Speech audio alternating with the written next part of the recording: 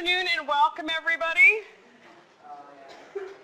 So I'm going to do something a little bit sort of out of the ordinary. And so I'm giving my last lecture, which I've just called a last lecture, because once I started to Google what a last lecture was, it was typically people who are much older than I, who are trying to bestow lifelong wisdom on people. And, you know, I may be almost 35, but I feel like I don't have any lifelong wisdom to sort of bestow upon you. So I can't tell you how to live your childhood dreams, because I myself have not lived them yet. I mean, my childhood dream was to be a mermaid, and I clearly have failed at that. Not quite. Actually, this summer I will actually succeed at it, but not for a lifetime career. So I decided to go, okay, so what can I bestow upon you? So I decided to go the way that I usually go, which is for arts. And I brought myself to the independent group's 1956 show, This Is Tomorrow. The independent group were a group of artists who were absolutely fascinated with pop culture. This Is Tomorrow is the first art opening that was opened by a robot. Robbie the robot from Forbidden Planet. They actually rented the suit, and it was so incredibly hot that the person in the suit, you could actually see like the condensation on the glass. And Robbie opened the show saying, this is the first time that a robot has opened an art show. It also featured 11 different rooms. The most famous featured a strawberry-scented floor. So when you'd step on it, it was foam and it would emit a strawberry scent. It also featured like a giant bottle of Guinness. Don't worry, you can come in and have a seat. You can sneak in. And basically, this kind of blew my mind. Oh, thank you. Hey, seem to be accumulating tributes. So I brought to my sort of favorites group of independent group member, Lawrence Alloway. In 1958, he actually vocalizes his insistence on the inclusion of pop culture into the art world, writing that the rejection of the mass arts is not, as critics think, a defense on culture, but an attack on it. The new role for the academic is the keeper of the flame. The new role for fine arts is to be one of the possible forms of communication in an expanding framework that also includes mass arts. And this probably explains why most of you who have taken a class of mine, I almost always have some kind of pop culture reference, and now I have like an art historical backing to say, yes, I can in fact talk about the design of cars. I can tell you about a Star Wars movie because all of culture is actually relevant. It can inform all sorts of different types of artistic production. And so my lecture I've decided to call Grant Me the Power to Revolutionize the World, A Personal History of Art. How Hayao Miyazaki opened my mind, Sailor Moon and David Bowie made me a digital artist, and why I explain images to people.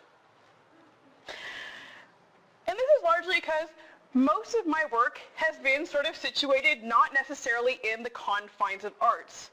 When I was writing this lecture, I was like, I bet a lot of people probably thought the reason why I became an art historian was because, you know, there was probably some sort of legendary story about my parents taking me to an art gallery, and I was just like, saw some sort of painting and was really sort of enthralled with it. That actually never happened.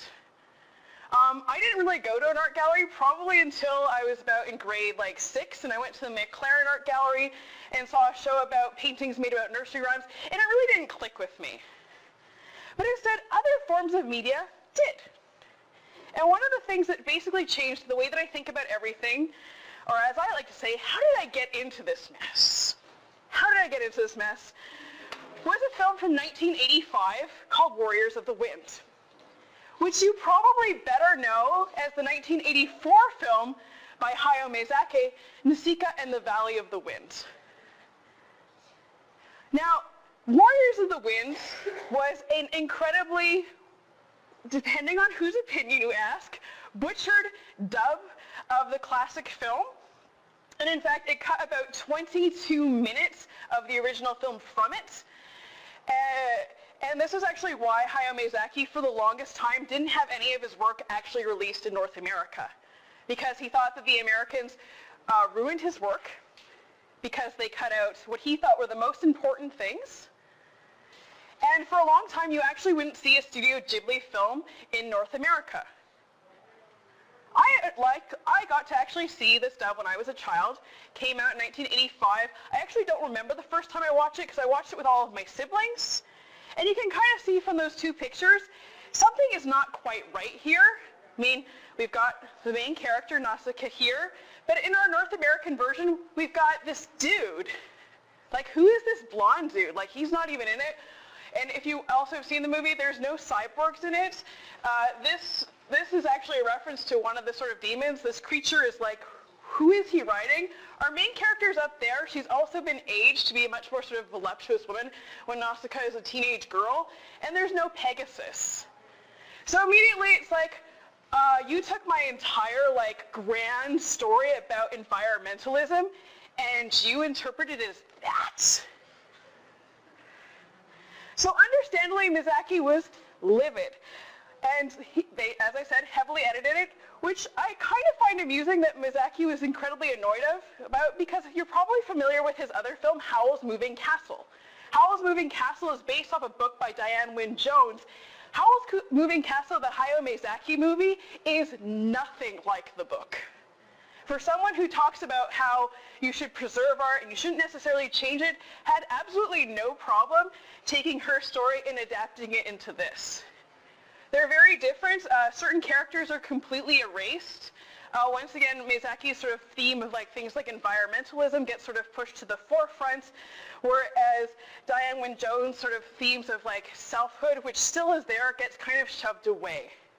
And for example, there are characters in the Diane Wynne Jones book which are actually composite people, which actually takes two people and decides, I like both of you, but I can't be with both of you, so I'm going to mix you into one person so I can be with both of you simultaneously. That, of course, never happens in this. The one character is still turned into sort of Turnip Man. Calcifer is made much more sort of cute by a Billy Crystal-like fire demons. So it's sort of amusing that someone who's very much like, you ruined my work by changing it, had absolutely no problem doing the exact same thing to another person. So I'm always a bit like, you're a little bit hypocritical, Hayao Miyazaki.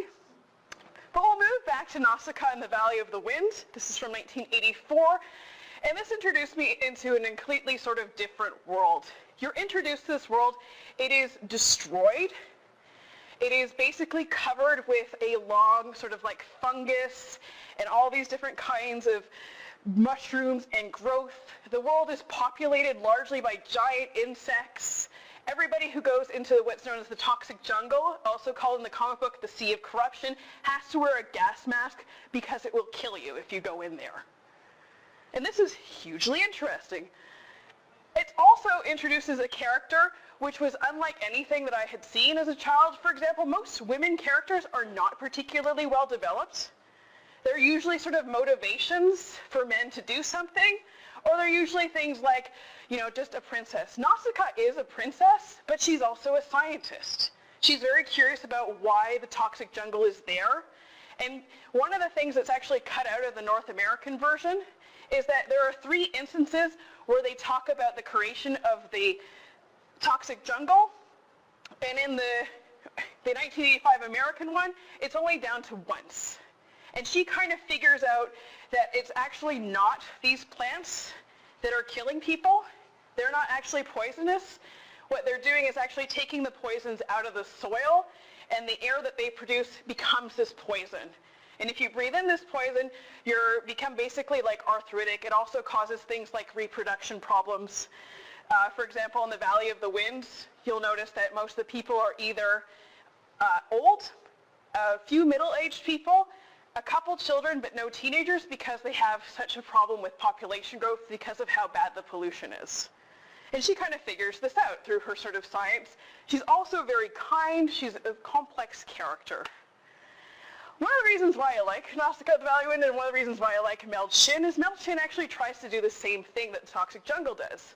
He actually takes plants and plants them over top of different landfill sites where the soil has actually been contaminated by different chemicals and tries to see whether or not these plants can actually take out the toxins, whether or not this field can actually be used again.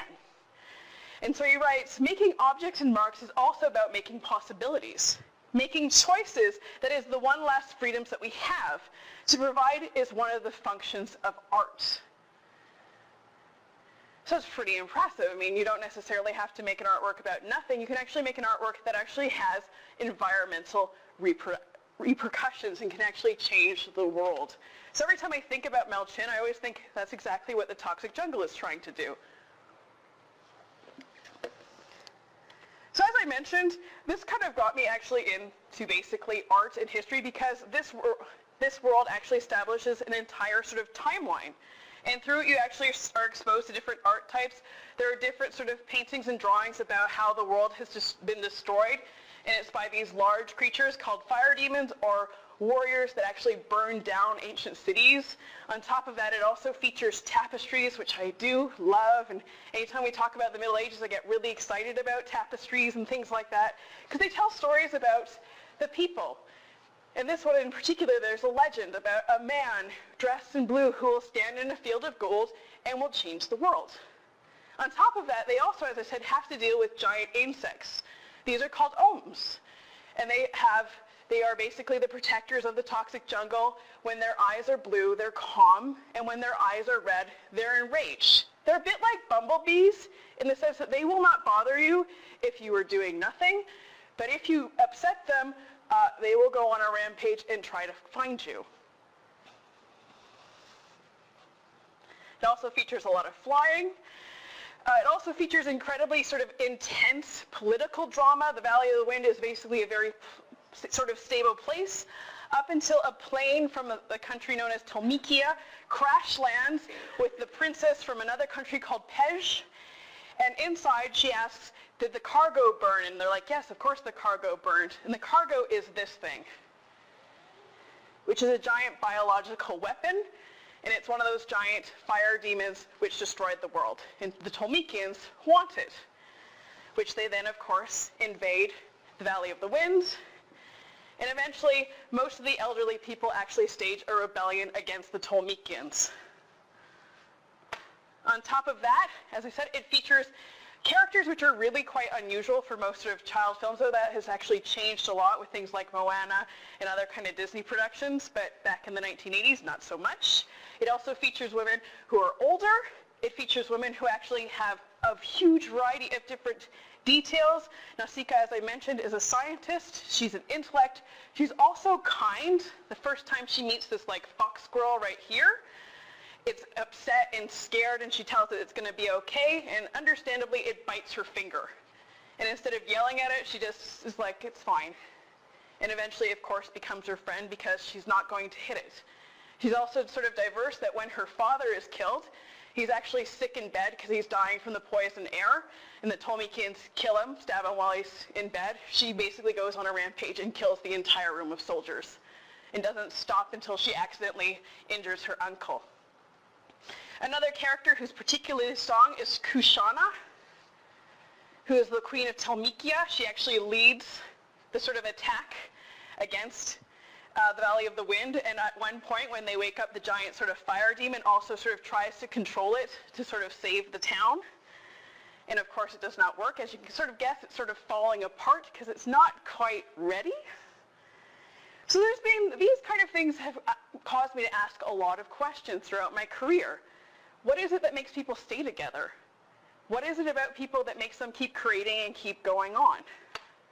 Why is it that we have this sort of tendency to want to destroy the world? Why is it that we're so willing to actually just use other creatures to basically destroy entire civilizations? And as an art historian, I'm like, this really looks a bit like Hagia Sophia. So it's also sort of depressing to sort of see Hagia Sophia basically destroyed by a giant ohm. What is it that we're willing to do in order to change the world? Why are there so many people who are willing to sacrifice themselves to make things better? Why are there people who are willing to basically torture? This is a baby ohm. Why are they willing to torture and make people suffer in order to steal things? And eventually she sort of saves it and apologizes for treating it so badly. What do we do with things like mass anger? How do you stop a swarm when people are so ready for war that they're willing to destroy anything? Can you say you're sorry? If you bring back the child and offer it up, will that stop the suffering? And when they refuse it and run you over, how do you say, I'm sorry? How do you ask for things like forgiveness and stuff like that? And as a child, when I saw this scene, it didn't upset me so much that the princess had died. Sorry, spoilers, it's a 30-year-old movie. But actually the sort of look on their faces. That in a moment of absolutely just sort of pure rage, that they killed the one person who was actually trying to help them. And the baby tries to sort of heal it. And eventually the adults have this sort of, they have these tentacles that are part of the reason why the toxic jungle is actually taking poisons out of the soil. And they resurrect her. What does that mean? What does it mean that you're given a second chance? What does it mean to have faith? And these are all very huge questions for someone who is so incredibly young to ask. And this is something that I just never really stopped asking. Why is it that we make cultures like this? Why is it? And then once I saw this movie, I knew that I needed to show it to people. And I needed to just tell people about how, if we think about things, we don't necessarily have to have war. We don't have to poison the world. We can stop all those things. And it's not really until about 1994 that I actually get a copy of this on VHS, which, it's not like now where you can just go on YouTube and find things. It was actually really hard to get a copy of this. And I showed some of my friends it. They didn't understand. So eventually I started to actually include a small pamphlet where I would explain this movie to them. And then I decided I had a grade 7 teacher who I hated and I still dislike to this very day. And as a child, I couldn't phrase why I hated him. But as an adult, I know the reasons why I hated him was, number one, he was classist. He really didn't understand that he lived in the country and had moved to the city, and was often thought that country people were lazy and stupid. He was also inherently racist.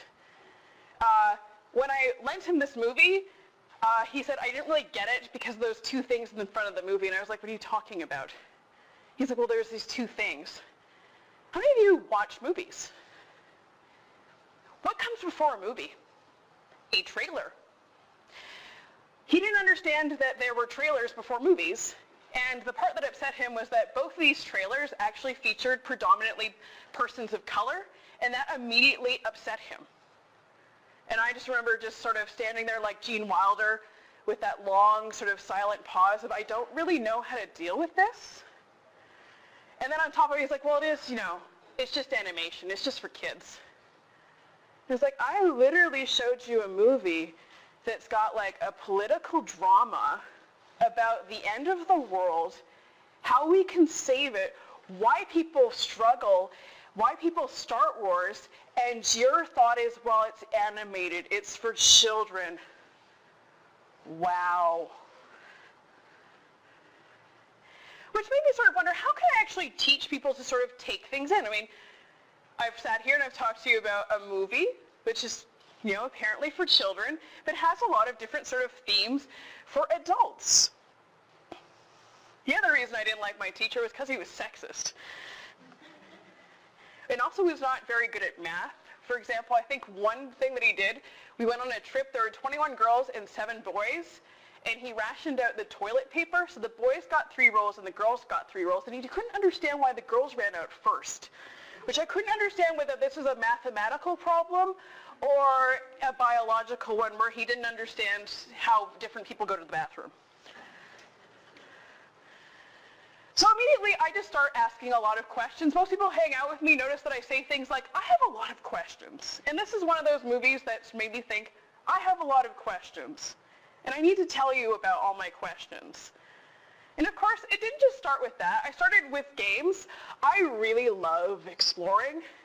Legend of Zelda 2 basically featured you exploring. You would go to all sorts of different towns and castles, and I would like really freak out because I was like, we're going to go to a different town and we're going to see different architecture. Oh, what is this? And now I'm older and I'm like, okay, it's kind of like a fake Greek building. We've got, something that kind of looks like Phobos, like color scheme. But this was super exciting. I mean, you could visit a whole entire world from your home. Like, I didn't have to go anywhere. This is great. I could learn about architecture. I could learn about other cultures. The other thing that I love doing, I talk to every single non-player character and would be like, hey, just go up and see what they had to say to figure out what was going on with them. And this is great because you find out more about the town. You find out history about the town. So I learned a lot of histories about places that don't exist. And this love kind of continues throughout my entire career. I love exploring. I love when you can go to fake places and feel like it's real. And there's a game called Journey. It came out in 2012, and my friends sold it to me as a game about flying.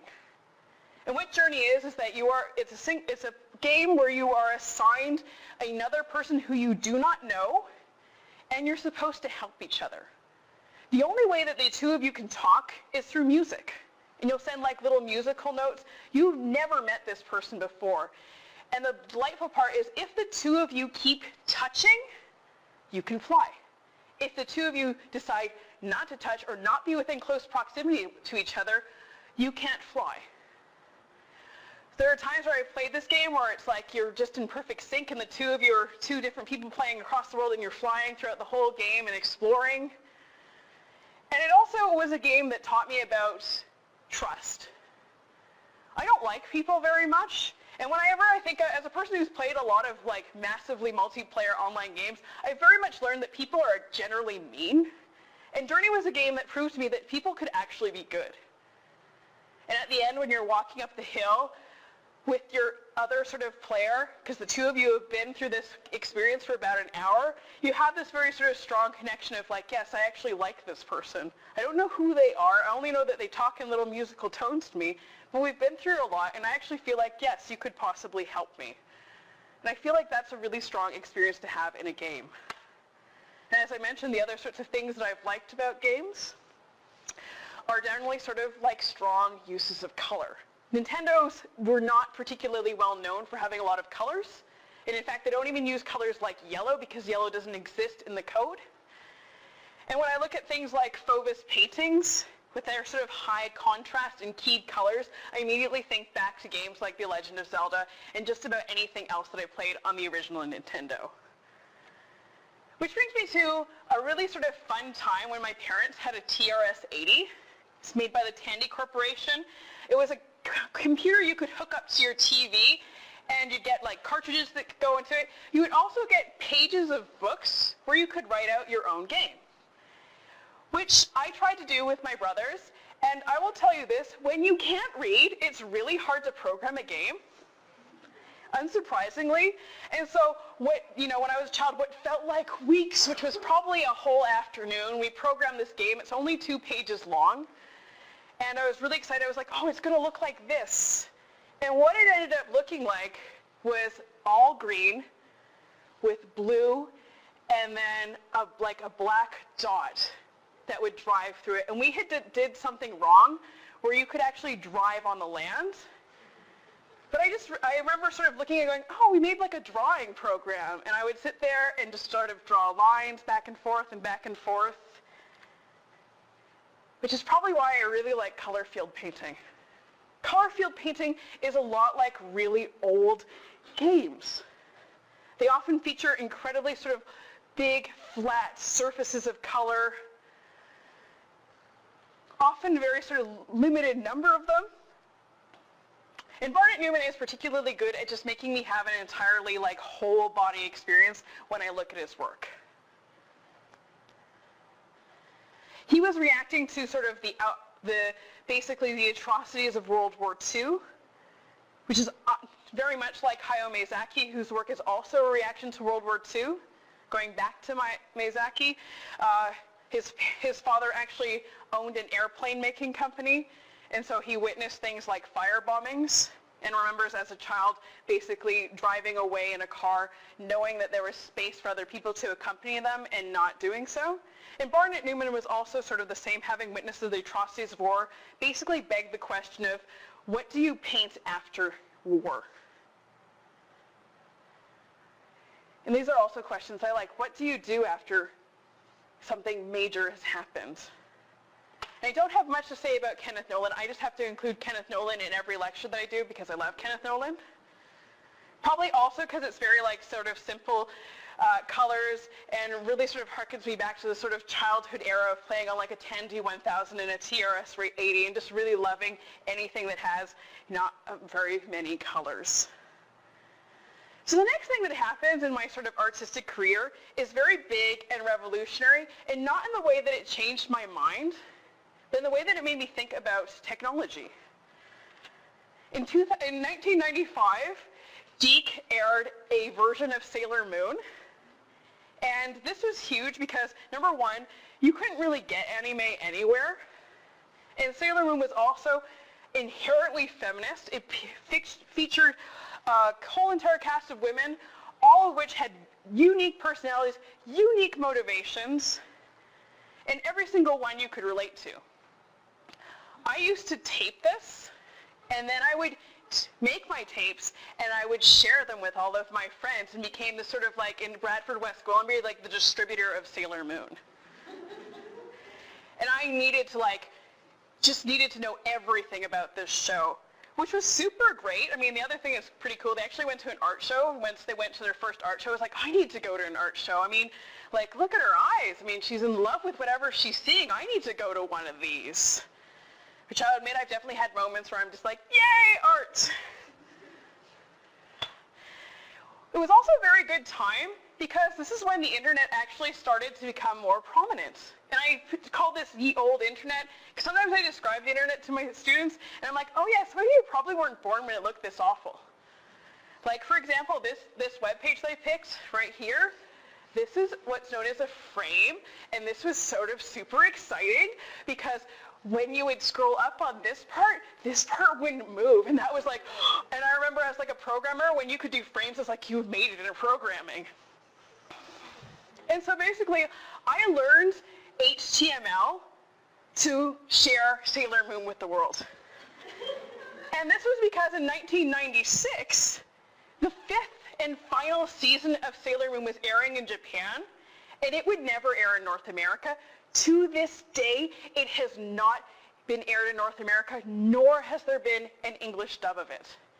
And there are a lot of reasons for it. Sailor Moon has had a few seasons where in Sailor Moon S, they introduced the first, the first season of Sailor Moon, they introduced the first gay couple, which is Malachite and Zoisite, which is actually Kunzite and Zoisite.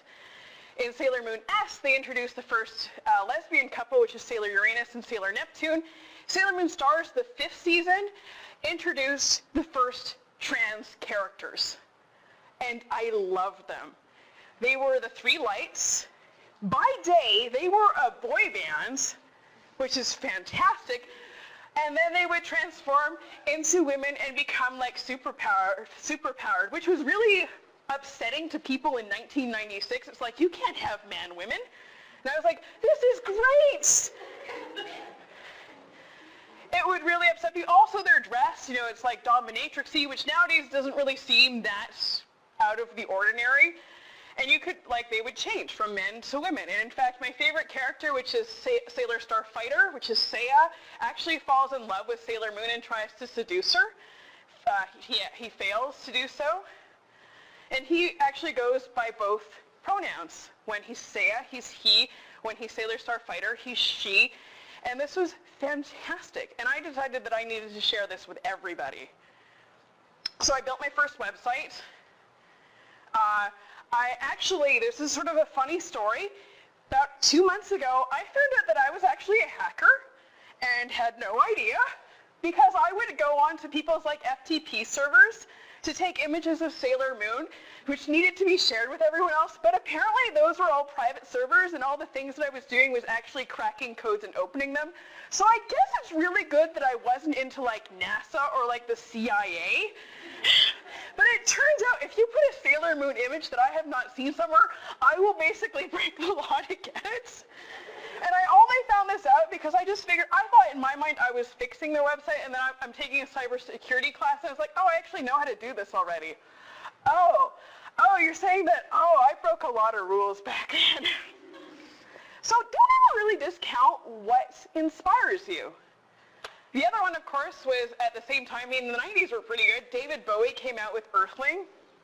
This is the music video by Floria Sigismondi for Dead Man Walking, which featured, the lyrics in this one tend to be a bit more sort of surreal, have a lot of sort of analogies, and this also really touched me in a certain way where I decided I needed to create another website devoted to David Bowie, which actually still exists. Really poorly, and if you can't read the bottom, but it was created in like 1999, and so widescreen wasn't a thing, so all of this should be like sort of dropped in, but like I actually like had a huge collection of images which I also used hacking techniques to steal. I also was a member who used to transcribe different David Bowie interviews, so I think Teenage Wildlife still has some of my transcriptions, and I also used to write fan fiction about me and David Bowie.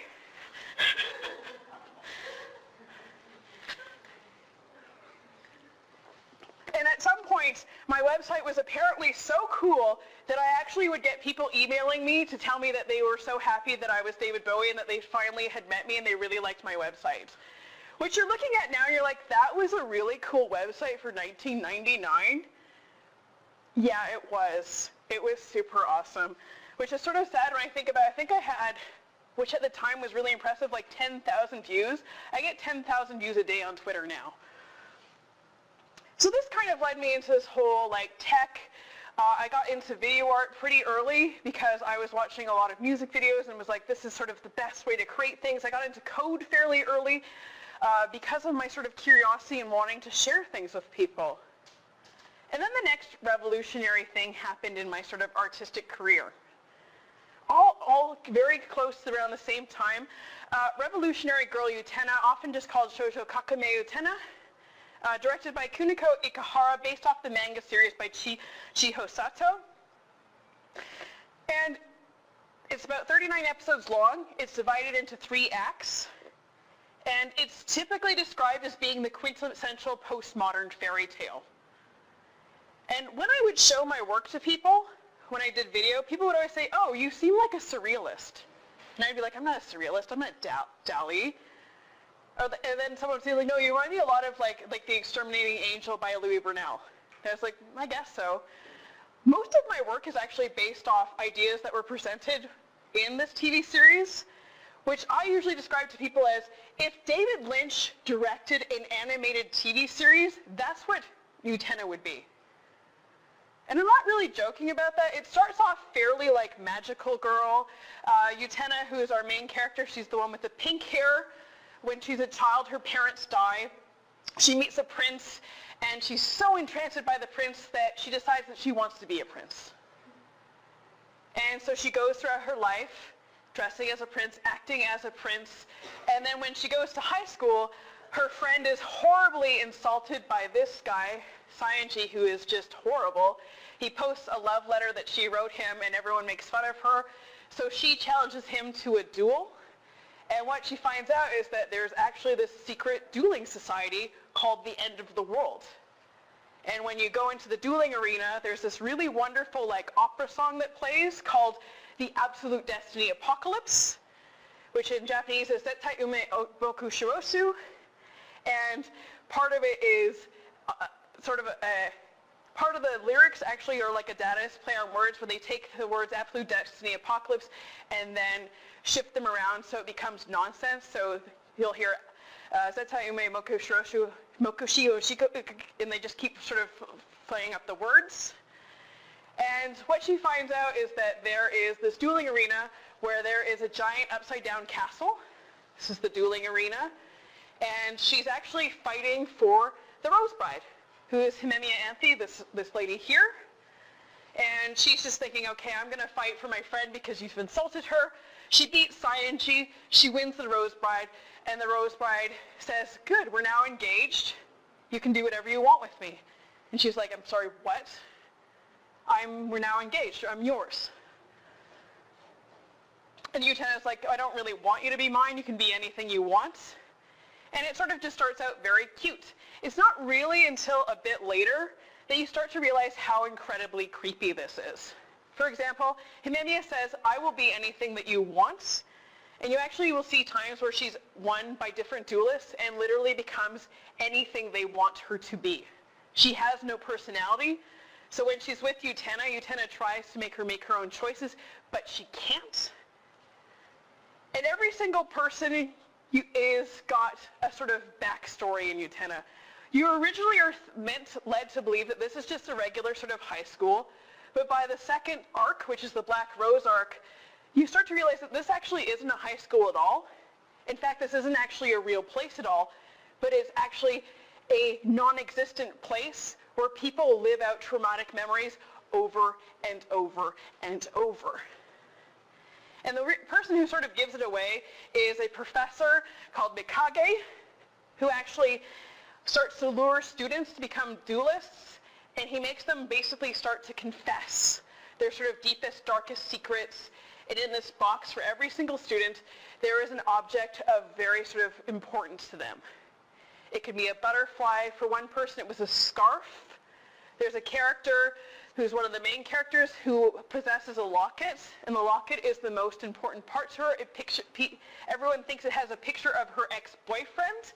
It doesn't. It actually has a picture of her best friend, and she stays living in that memory of her and her best friend being friends, and just basically perpetuates their own sort of life. Mikage does the same thing.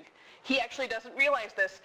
He has basically a boy who is his girlfriend's son, and he loves him, and this boy has actually been dead for an indescribable amount of time. But Mikage lives so deeply in the past and has convinced himself that this person exists that they actually become a physical person. And this is the whole thing in Utena. Nobody is real. Every single person is there because of some sort of repressed psychological trauma, whether that be a lost love, the lack of love of a parent, the need of love from a sibling, sexual abuse, other sort of horrific memories of a family member dying. And they all sort of try to go to the dueling arena to fight Utena, who becomes this sort of symbolic person of their everyday sort of trauma. And a lot of them lose. Mikage is sort of strange in the sense that during his duel with Utena, he actually starts to remember the truth. He remembers that he's actually been dead for a really long time.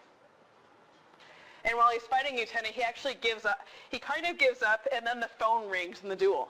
And the phone cuts to a different scene, and it cuts to this sort of office, and the principal of the school starts to talk to him and tells him that, basically he's held on to eternity. He's sort of stopped time for him and has become immortal, and now it's time for him to leave. The way is not prepared, and you must graduate from this place. So that arc sort of shows to everybody that this doesn't exist. And in fact, after Mikage's gone, the entire black arc of the season is deleted from everyone's memory, and they start the next season, which sort of gets into more sort of strangeness.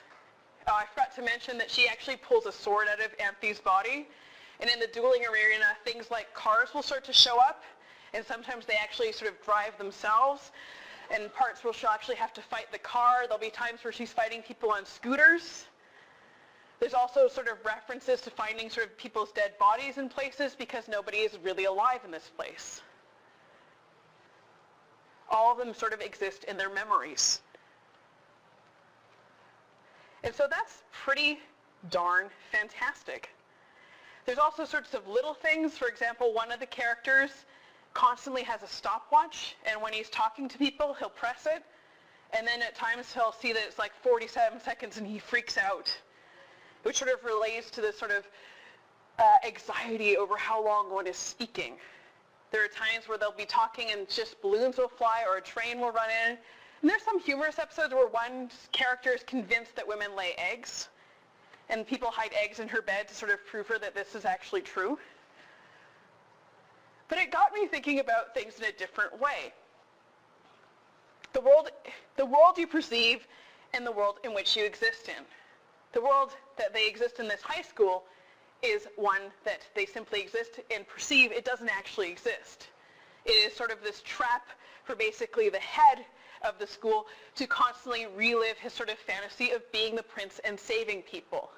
And Utena is really trying hard to be this prince, and at the end of it, she has to save Anthe. And Anthe is in this sort of casket. The world is actually falling apart. She's trying to open it so desperately, and then as the world is basically disintegrating, they very briefly touch, and then Anthe doesn't hold on, and then she falls to her death, and so does Utena. And then they start the process all over again. The headmaster decides, oh, we need to hire new duelists to sort of solve this problem. And Anthe says to the head principal, you really don't know what happened, do you? And he's shocked. Because he's like, Utena's dead. And she's like, she's not dead. She's just vanished. She's out of the world that you perceive. And he's sure, like, Anthe has been this person who has been basically enslaved the entire time. And then she's finally released. With Utena's death, Anthe then has the power to actually leave the world.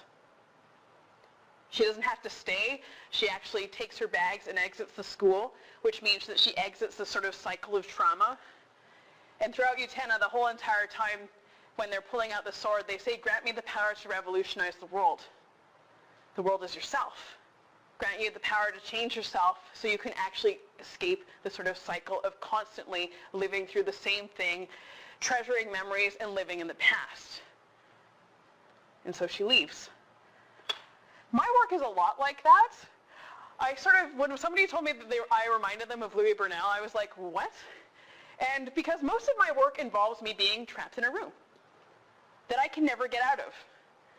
In words, it's usually a room covered with letters where I'm writing the same thing over and over again. I will forgive and forget. I will forgive and forget. I will forgive and forget. And I can't leave that room, and I have to keep writing those words over and over and over. Sort of this exorcism of constantly sort of, performing trauma. And also my critique of whenever I used to tell people about stuff that had happened to me, they would always say to me, you need to forgive and forget. And it's like, do you have any idea how, invalidating that is? Like, if I think I could do that, then I would just move on. In my same one, Breathe Escape, which is a video about social phobia, and also my mix of agoraphobia, which is sort of, you probably are a bit surprised that I'm both sociophobic and agoraphobic. I do have tendencies to not be able to leave my house. I made a video about being basically trapped in my house and never being able to get out due to psychological reasons. And this is the same sort of idea in Utena. Nobody can get out. Nobody can escape. And then in 1999, the adolescence of Utena comes. And this basically tells the entire 39-episode series into basically a 2-hour movie.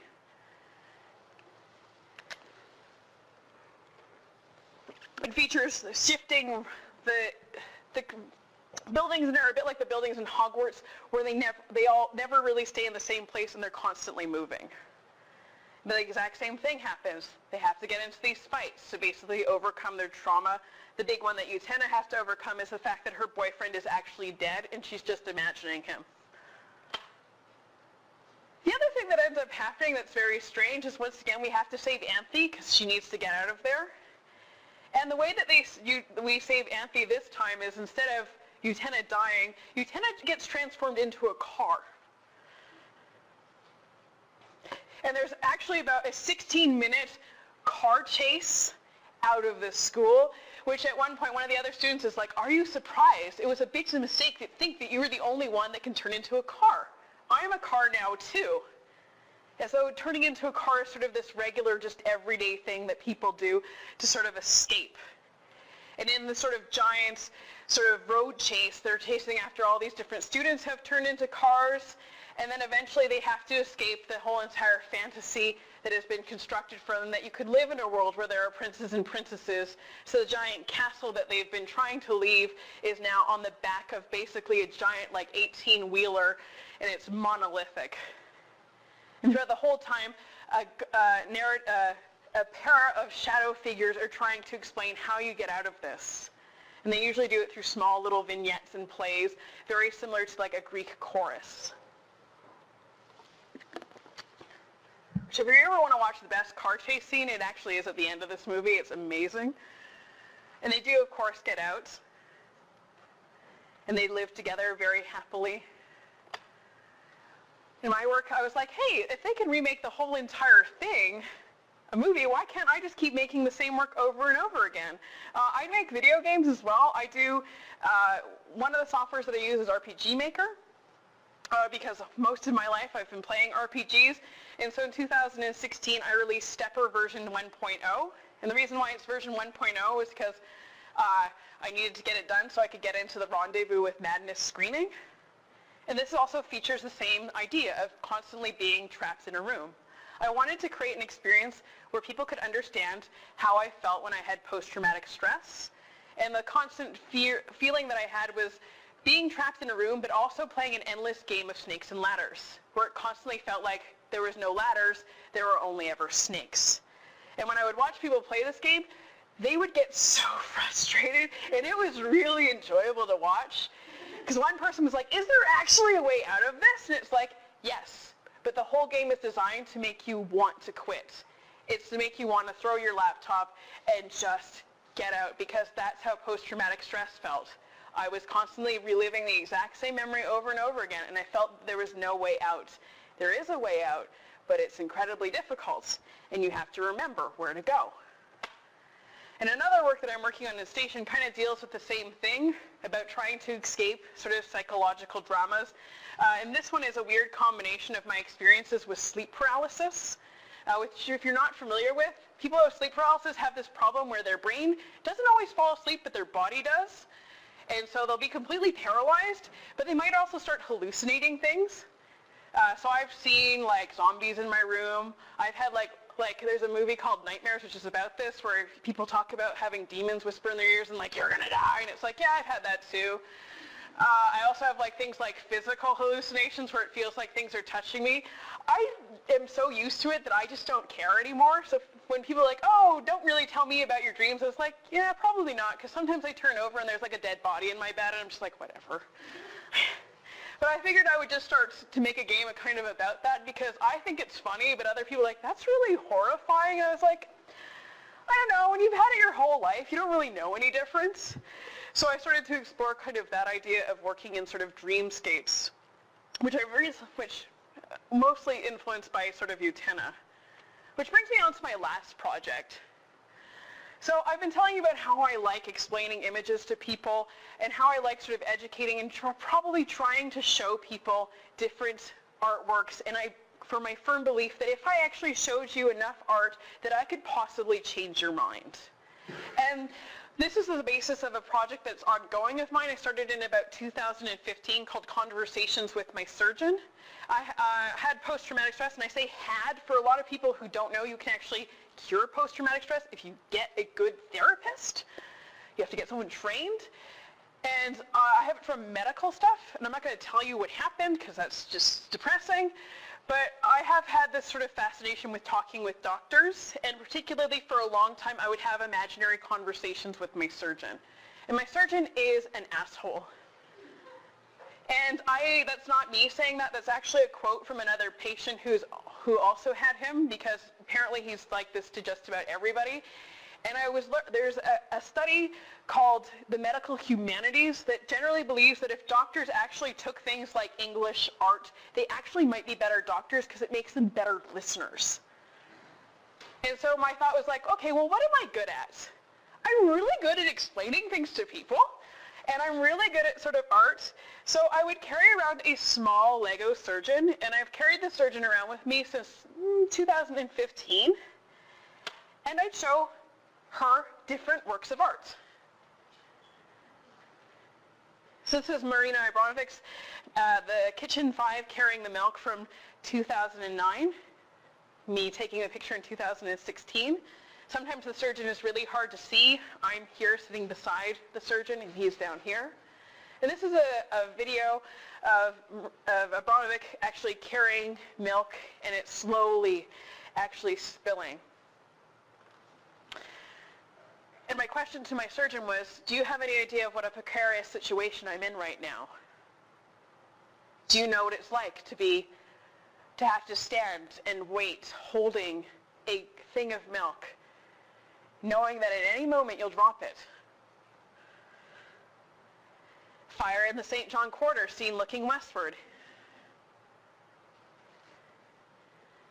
And this is an image when I taught Canadian art very briefly.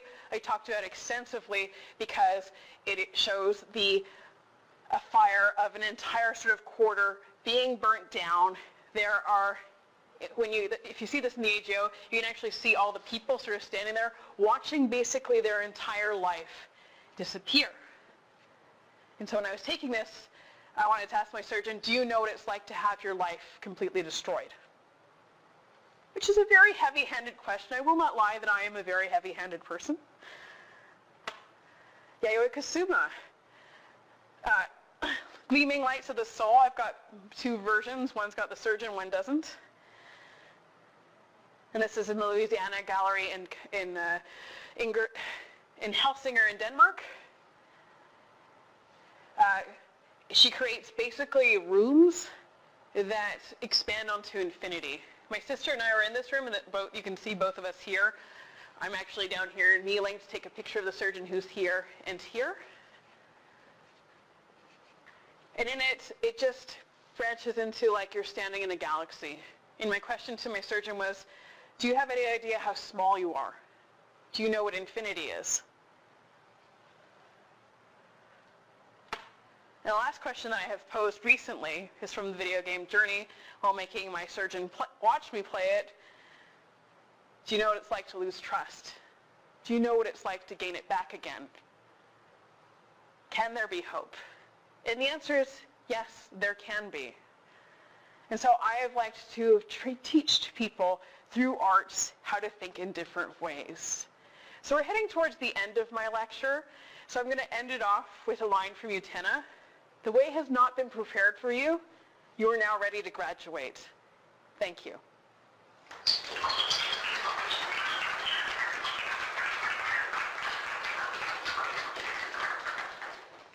And for the last time, any questions, concerns, gruesome details? Yeah. I'm so happy you referenced Nausicaa. It's like the best movie. Thank you for talking about art that doesn't get shown all the time, but still is art. Hey, you're welcome. Are any of your games available to be played? All of my games are available online for free on Itch.io, and they're all for PC, except...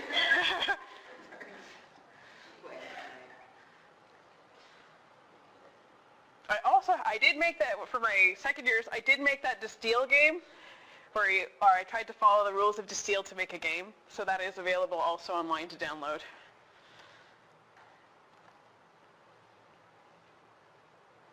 All right, well, Aiden, you're free if you got nothing else to say. Thank you so much.